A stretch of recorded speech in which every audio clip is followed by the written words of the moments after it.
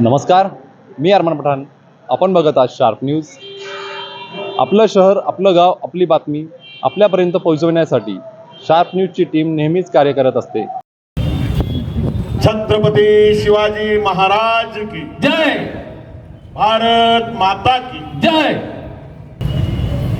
इन्कलाब जिंदाबाद. इन्कलाब. जिंदाबाद. बंधूंनो, आंदोलनाला आपण सुरुवात केली आणि वक्त्यांना काही इन्स्ट्रक्शन देताना मी सांगितलं की ही ईस्ट इंडिया कंपनी जी मालेगावात पॉवर सप्लायचं काम करते, अशीच एक ईस्ट इंडिया कंपनी 250 वर्षापूर्वी या भारतात आली, कलकत्त्यात आली, व्यापाराच्या उद्देशाने आली आणि नंतर तिने हा आपला संपूर्ण भारतच काबीज केला आणि 150 वर्ष आपल्यावर त्यांनी राज्य केलं. आणि ते 150 वर्ष राज्य केल्यानंतर त्यांना हुसकून लावण्यासाठी वेगवेगळ्या पद्धतीचे आंदोलनं झाली. महात्मा फुलेंनी अहिंसेच्या मार्गाने आंदोलन केलं. चंद्रशेखर आझादांनी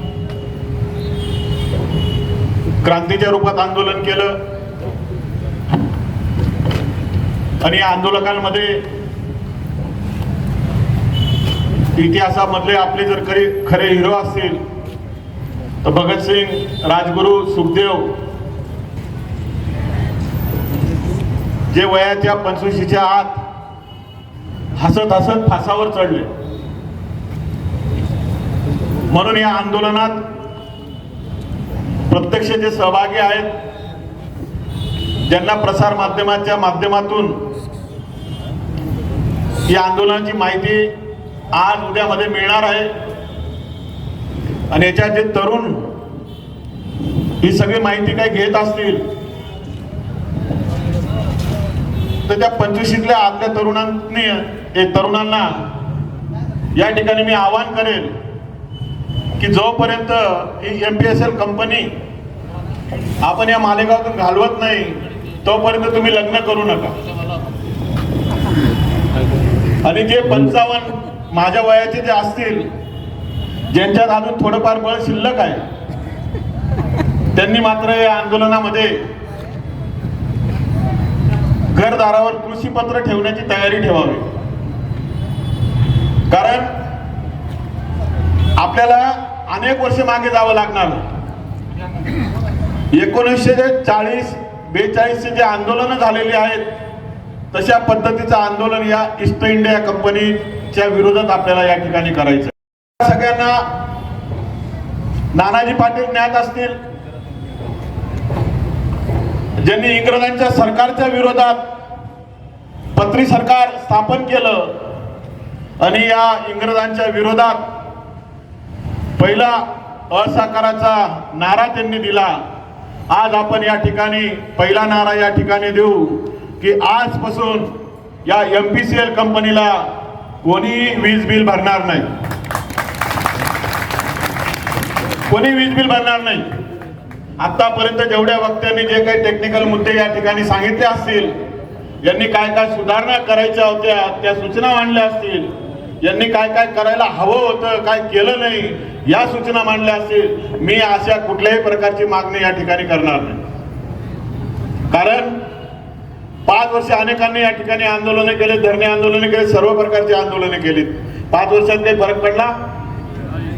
मग आता काय फरक पडणार? कदाचित त्यांचं हे सुद्धा असेल की आज नेहमीप्रमाणे एक आंदोलन होईल, काही तास आपल्याला या ठिकाणी ऑफिसमध्ये पोलिसांच्या बंदोबस्तात राहावं लागेल, नंतर मात्र आपले जे काही धंदे आहेत ते परत आपण लगेच करायला मोकळे होऊ. मात्र यापुढे असं होणार नाही. या ठिकाणी मी आणखी एक घोषणा करतो, सुनील आबा गायकवाड पॉवर सप्लाय कंपनी ही आजपासून निर्माण झालेली आहे आणि यानंतर कोणाचं वीज कनेक्शन जर कट झालं तर ते सुनील आबा गायकवाड पॉवर सप्लाय कंपनी ते जोडून देईल.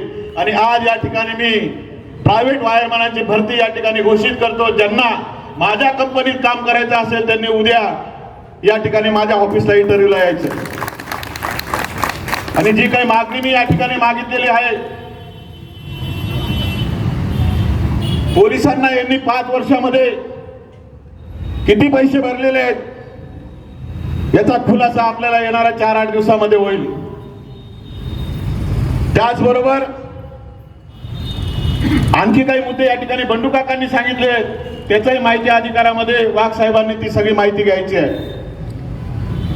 आज या ठिकाणी प्रचंड असा पोलीस बंदोबस्त लावण्यात आलेला आहे.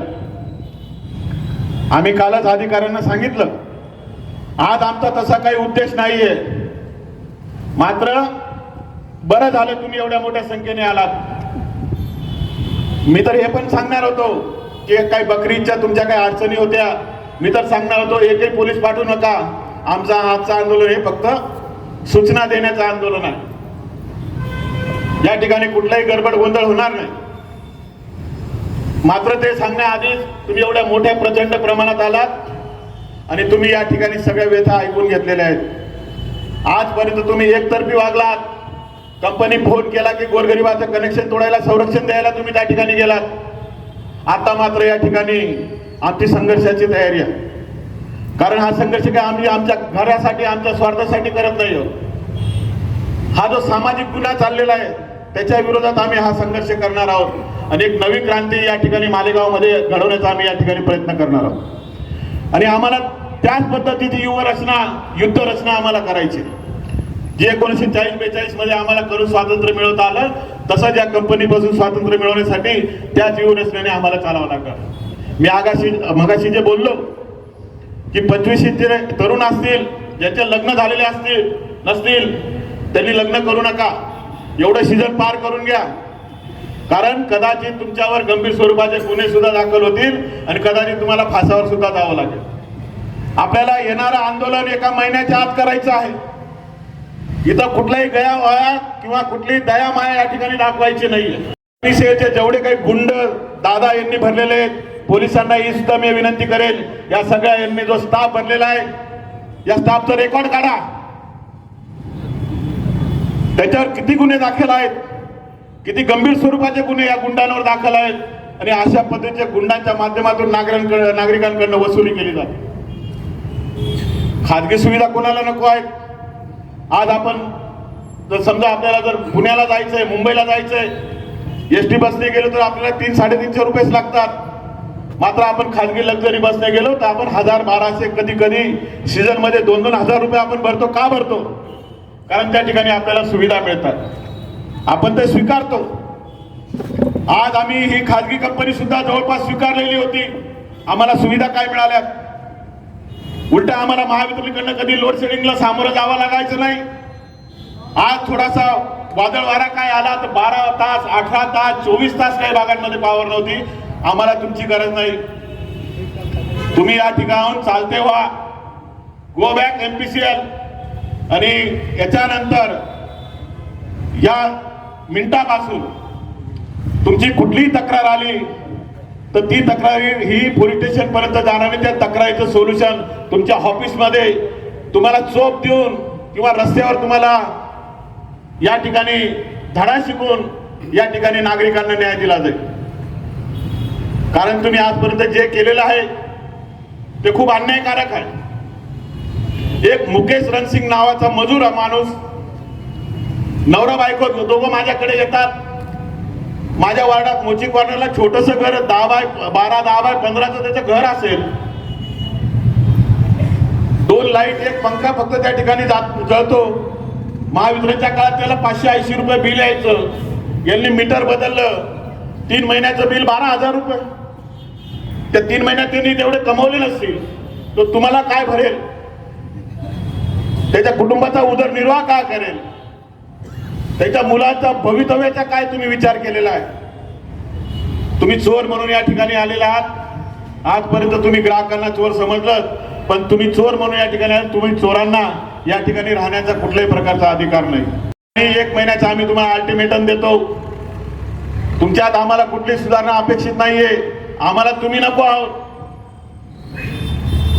आणि येणाऱ्या 1 महिन्याच्या आत या कंपनीच्या विरोधात तीव्र असं आंदोलन, उग्र आंदोलन या ठिकाणी छेडलं जाईल. कुठल्याही प्रकारची दयामाया मात्र यांना आता दाखवायची नाही. यांनी अनेकांची इज्जत चव्हाट्यावर काढलेली आहे. याला अनेकांची इज्जत यांनी घेतलेली आहे. अनेकांना अंधारात यांनी ठेवलेले, अनेक पेशंटना यांनी त्रास दिलेला आहे. म्हणून येणाऱ्या 18 जुलै रोजी आपण या कंपनीचं गाठोडं बांधायला सुरुवात करू आणि एक एक विषय हाताशी घेऊन यांना या इथून यांचं पार्सल हे आपण कलकत्त्याला पाठवू. याआधी ज्या सर्व पक्षीय नेत्यांनी या ठिकाणी पाठिंबा व्यक्त केलेला आहे, यांना मी एक विनंती करेल की आधी आपण जो हा आपला महिना आहे, या महिनाभराच्या कालावधीमध्ये आपण जे ऊर्जा मंत्री, जे ऊर्जा खाता देवेंद्रजी फडणवीस यांच्याकडे आहे, त्याचबरोबर गृह खातं सुद्धा त्यांच्याचकडे आहे. आधी आपण तेथील या आठवड्यात, पुढच्या आठवड्यात त्यांची भेट घेऊ, हा सगळा अहवाल त्यांना देऊ, इथं काय काय चालतं हा सगळा विषय त्यांच्या समोर ठेवू, त्यांच्याकडे मागणी करू. शक्य झालं तर आपण त्या तिथंच आपण या ठिकाणी यशस्वी होऊन येऊ, एवढी खात्री मी तुम्हाला माझ्या नेत्याच्या वतीने या ठिकाणी देतो. आणि येणाऱ्या काळामध्ये जी लढाई लढायची याच्या बाबतीत आपल्याला वारंवार बैठका घ्यायच्या, जनजागृती करायची. आंदोलन आज या ठिकाणी फक्त स्थगित होणार, या ठिकाणी निवेदन देण्याचा वगैरे प्रकार होणार नाही. फक्त आमचे काही कार्यकर्ते किंवा जे कामकाज बघतात असे 1-2 जण जाऊन जे काय आमचं म्हणणं आहे ते इथल्या सीओला जाऊन देऊन येतील. कुठल्याही प्रकारचे फोटो वगैरे या ठिकाणी प्रसिद्ध करेल, मागणी आपली काही नाही. फक्त त्यांना माहितीसाठी आपल्याला एक कागद सादर करायचा आहे, तो आपले 2-4 कार्यकर्ते जाऊन सादर करून येतील. ते सांगतो, आपली मागणी नाही आहे, आपल्याला त्यांना सूचना करायची आहे, त्यांना अल्टिमेटम द्यायचं आहे. आणि अशा पद्धतीने आपण येणाऱ्या काळामध्ये एक रथ तयार करून आठवड्यातून किमान 3 दिवस आपण चौकामध्ये, मालेगाव मध्ये असो, मालेगाव बाह्यचा शहरी भाग असो, आपल्याला सगळ्या ठिकाणी कॉर्नर बैठका घ्यायची. आणि 18 जुलैपर्यंत या सगळ्या बैठका संपवून एक मोठी ताकद आपल्याला या आंदोलनाच्या मागे उभी करायची आहे. आणि याच्यासाठी आजपासून आपण सगळ्यांनी कटिबद्ध व्हावं. इथून पुढच्या महिन्याभराचे 3 दिवस आपण या आंदोलनासाठी राखीव ठेवावेत, एवढी विनंती आपल्या सर्व पक्षीय नेत्यांना या ठिकाणी करतो. आणि अगदी कमी वेळात पोलीस बांधवांनी सुद्धा, अधिकाऱ्यांनी काल रात्री उशिरा विनंती केली की तुमचं आंदोलन 1-2 दिवस या ठिकाणी स्थगित करा. परंतु काल दुपारी आपली सर्व पक्ष, आधी तर मी एकटाच करणार होतो, भारतीय जनता पार्टीच्या वतीने करणार होतो. मात्र ज्या प्रतिक्रिया त्यात रामभाऊंनी माझ्या फेसबुक पोस्टला, म्हणजे जे आमचा सगळ्यात मोठा विरोधी पक्ष आहे उद्धव बाळासाहेब ठाकरे, त्यांच्याच नेत्यांनी आम्हाला इथं जाहीर पाठिंबा दिल्यामुळे त्यांचा तो स्क्रीनशॉट मी माझ्या स्टेटसला ठेवला. आणि नंतर मग अनेक पक्षाच्या नेत्यांचे फोन आले की आमचाही पाठिंबा आहे. म्हटलं चला हे आता आपल्या पक्षापुरतं मर्यादित न ठेवता सगळ्यांना सामावून घेऊ, कारण आज संपूर्ण मालेगावचा विषय आहे. अशा पद्धतीने मग बंडू काकांना विनंती केली, आसिफबाईंना विनंती केली की बाबा आता आंदोलन हे तुमच्या लायक होणार आहे, तुम्हाला जशी गर्दी लागते तसं आंदोलन होणार आहे, तर तुम्ही पण आता दोघं तुम्ही येऊन लागा. संध्याकाळी बंडू काका आले, सकाळी आसिफबाई आले. आणि निश्चितपणे येणाऱ्या काळामध्ये या आंदोलनाची व्याप्ती आपल्याला वाढवायची आहे आणि ह्या कंपनीला घालवायचं आहे. या कंपनीकडनं कुठल्याही प्रकारच्या सुधारणाच्या मागण्या नाही, ते सुद्धा आपण सर्व प्रसार माध्यमांनी लक्षात घेऊ. आमच्या या ठिकाणी मागणीसाठी आंदोलन नाही आहे, आमचं एकच म्हणणं आहे की तुम्ही सोडा, गो बॅक, चले जाओ. तर आपण या पद्धतीने या ठिकाणी याची नोंद घ्यावी. या ठिकाणी स्थगित झालं. एक नितीन बोरसे, दिनेश ठाकरे, सागर पाटील वगैरे 2-3 आपले कार्यकर्ते यांच्यावर आमचे एका दोघांना, सुनील तुला जर जायचं असेल तू पण जा, तुला आज बोलायची संधी नाही मिळाली त्याच्यामुळे तू फोटो काढायला तू जा, असे तुम्ही एक 4-5 जण जा. आणि ते निवेदन आपल्या इथं गडकरी मॅडम आहेत यांना बरोबर घेऊन जा, त्यांना घेऊन जाऊन तिथं चर्चा काही करायची नाही आहे, फक्त तेवढं निवेदन देण्याचा पुरावा आपल्याकडे फोटो म्हणून ठेवा. आणि बाकी आजचं आंदोलन या ठिकाणी आपण स्थगित करू आणि येणाऱ्या काळासाठी येणाऱ्या शुक्रवारपासूनच आपण आपल्या पुढच्या तयारीला लागू. ज्या ज्या पक्षाचे जे जे वक्ते असतील, एक एक दिवस जरी दिला, वक्त्यांची यादी या ठिकाणी द्या. दिनेजी या सगळ्या वक्त्यांची यादी, प्रत्येक पक्षाच्या वक्त्यांची यादी तुम्ही तयार करा.